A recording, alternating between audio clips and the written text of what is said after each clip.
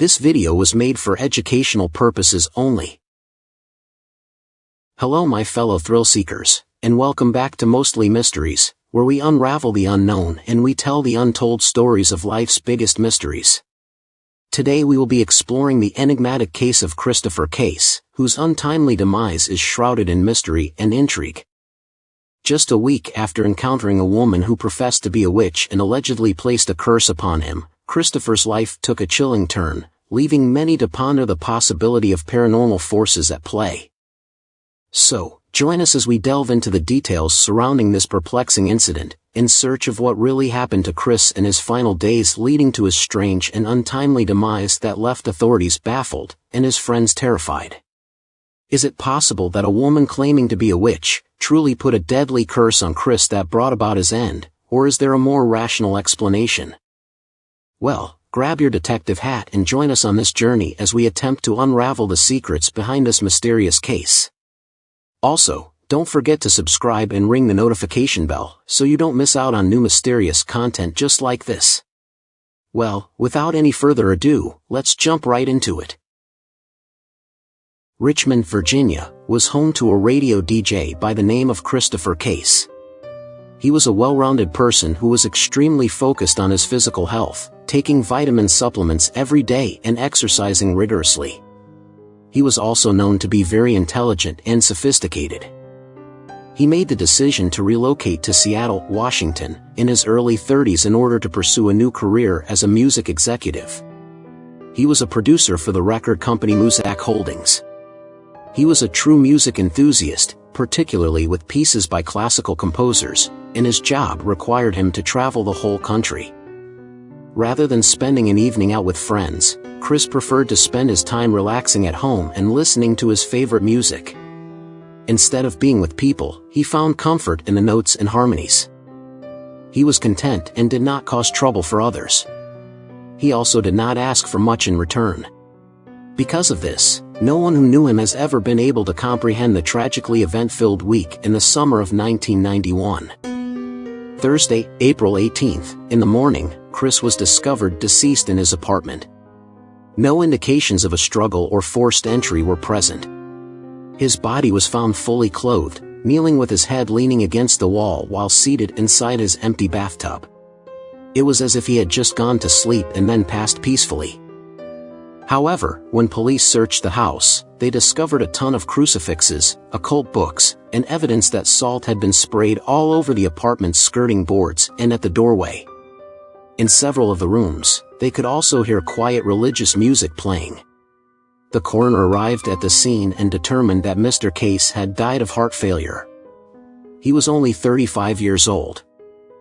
Though the circumstances surrounding Chris's death and the state of his apartment when it was discovered were peculiar to say the least, the events that transpired during the course of the investigation read like something out of a horror movie. Friends reported shortly after his passing that Chris had called them multiple times in the days before his death in a panic, saying he was being pursued by something and that he feared something was trying to take his life. He was positive he would die before the end of the week, he had told his friends on multiple occasions. But nobody took him seriously. Authorities were perplexed by this, and what was initially believed to be a death from natural causes would take on a far darker turn. Following weeks of investigation, detectives found a very unsettling aspect to this tale. It turned out that Chris had traveled to San Francisco on business on April 11th, 7 days before he passed away, to meet with other executives in the music business. He had met an older woman during his visit who was passionate about ancient music, especially that of Egypt and other Mediterranean civilizations. Chris could tell early on in their conversation that this woman was interested in pursuing a romantic relationship with him because they seemed to have a lot in common. She repeatedly asked him to take her home, never hiding her feelings from him. As a man of honor, he graciously turned down these requests.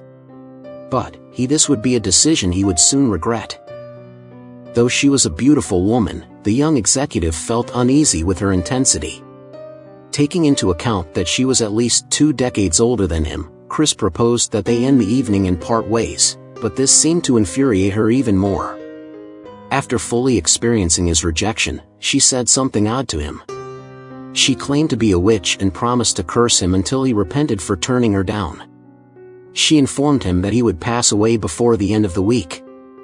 But Chris, who considered himself to be a reasonable person, just ignored this.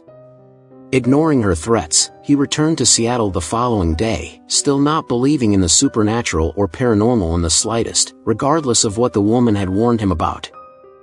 He was also not religious in any regard.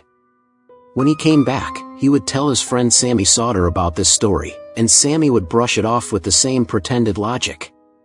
And sure enough, he forgot the whole incident. Well, at least for the first day or so. But that wouldn't last long. Because on the morning of April 14th, Chris called Sammy in a panic, claiming that he had been awake all night hearing the sounds of whispering voices coming from somewhere inside his house. But, no matter how much he searched his home, he failed to locate the source. He would continue by describing how he felt like he was being watched at night and how he had seen shadows moving around his apartment even though he was the only one home. This would be the first of 3 desperate phone calls that Chris would make to Sammy in his last days. He phoned her on the 16th to inform her that he had been attacked during the night by something he couldn't describe. Upon awakening, he discovered that he was paralyzed and being choked by invisible hands. The force of the attack, which lifted him off his mattress, released him, and threw him back onto his bed, was especially strong and vicious. Later, he discovered that his bed linens were smeared with his blood and that he had small cuts on the tips of all of his fingers. This would turn out to be too much for him to process, and even though he was far from religious and didn't believe in the supernatural, the following morning he went to Evangel Incorporated, which is a religious bookshop, seeking help. The store manager, Rodney Higuchi, described how Chris had entered the store, walked over to one of the displays and picked up a handful of crucifixes. Mr. Higuchi asked him how he intended to use them, and Chris told him what he believed to be the truth of the matter, that he was being attacked by paranormal entities and that he needed to defend himself from these spiritual beings. Rodney assisted as best he could and also recommended a number of books on the subject of fighting witchcraft. Chris made a concerted attempt to resist the enigmatic forces that were torturing him, alternating between his trips to the bookstore and his calls to worried friends. By the afternoon of the 16th, the lines of battle had been established. He had lined the outside of each room with lines of salt, leaving little mounds in the corners, and he had scattered candles among the several crucifixes he had scattered throughout his house. In addition, he had jotted down numerous notes on how to drive out evil spirits, which were all over his apartment. Less than a week had passed since Chris's encounter with the unusual woman, but he was hardly the same self-assured, logical young executive he had been a few days earlier. He quickly turned to an extremely paranoid and obsessed man, determined to the point of it being detrimental to his health. He had not gone to work in 2 days. Also, he was not sleeping at all due to how terrified he was from the strange events happening in his house when the sun went down. In his final days, friends he spoke to aside from Sammy would relate stories about how utterly terrified Christopher sounded on the phone. Regretfully, Chris would have to endure his most terrifying experience to date on the evening of the 16th. It is unclear exactly what transpired during the night, but something scared him so bad that he spent the early morning hours of the following day staying at a hotel instead of his house. Sammy was unable to contact him the following morning as a result. The only thing she could think of to do was to call the local authorities and have them perform a welfare check on Christopher's property. When they arrived, the building was locked, making entry impossible. After they left, they told a concerned Sammy what they had discovered. She had no choice but to wait to hear from Chris because she lived on the opposite side of the nation and felt overwhelmed and powerless about what else she could do. Upon returning home that evening, she discovered a message left on her answering machine. She had no idea at the time that this would be her friend's last communication with her. She was surprised to hear the young man speak with an unsettling calmness, as though he had already accepted his fate. Like he had called it quits and given up all hope. He mentioned in the message that he thought this would be his final night on Earth and that they had nearly got him the previous evening. However, Sammy was not the only one who heard from Chris that day. Because Chris had returned to Evangel Incorporated after making an afternoon visit with a Catholic priest. Rodney Iguchi reported that Chris appeared worn out but pleading, and that he had requested additional guidance on self-defense, which the shop manager was more than happy to offer. Even though Chris tried his hardest, he would not survive the night of April 17, 1991. The official cause of death stated in the coroner's report was myocarditis, which is the sudden, seemingly inexplicable stopping of the heart. Or, what some would later say, it was as if he was literally scared to death. So did Christopher Case literally scare himself to death after persuading himself that he had been cursed? Or was there something much darker and more enigmatic at play? Even after all this time, the verdict is still pending. 1 in every 100,000 persons suffers from myocarditis, a rare but potentially fatal illness. Since it is not inherited, it is not determined by a person's genetic composition. Although anybody can get it at any time, those in their 20s to 40s are the most likely to experience it. In fact, myocarditis has been linked to numerous unexpected deaths in young athletes worldwide. It is not unusual for young men and women who are otherwise fit and healthy to contract the disease.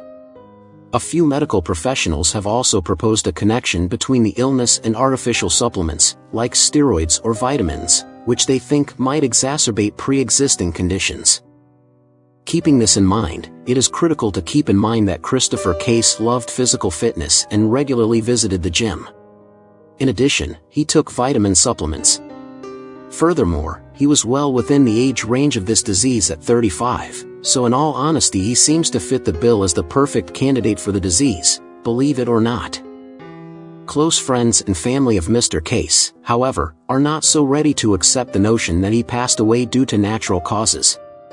First of all, there are a variety of other symptoms which usually manifest in sufferers of myocarditis, such as chest pain, difficulty breathing and general fatigue.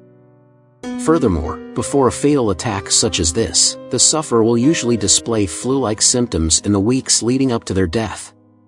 Chris experienced none of these things. He was an otherwise fit and healthy young man with a top-notch immune system. Also, there is the minor issue regarding Chris's psychological condition over the previous 5 or 6 days. As we have already established, he was a stable person who was not prone to paranormal fantasies. So, why did he suddenly and mysteriously change his mind on the matter? Could someone truly transform from a rational and sane young man one day to an obsessed and desperate wreck of a man the next? That would seem utterly nonsensical. At last, the truth about Chris's knowledge of his impending death is brought to light.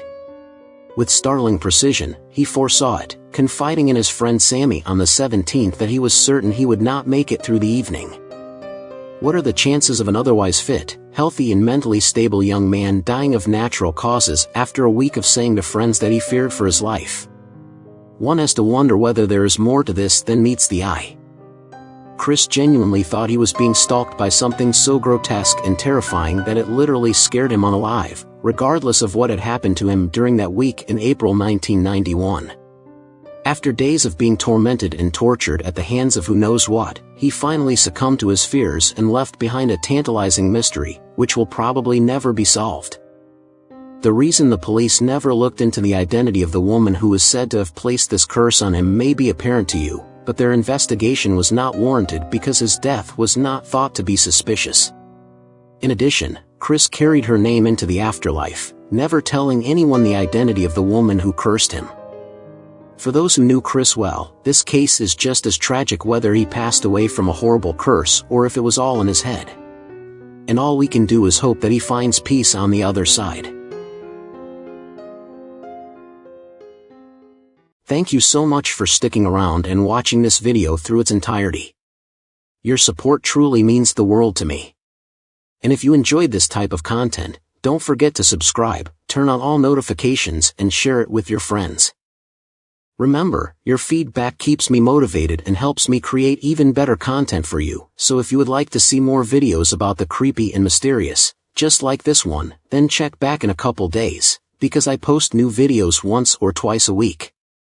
Well, until next time, thank you again, and stay awesome.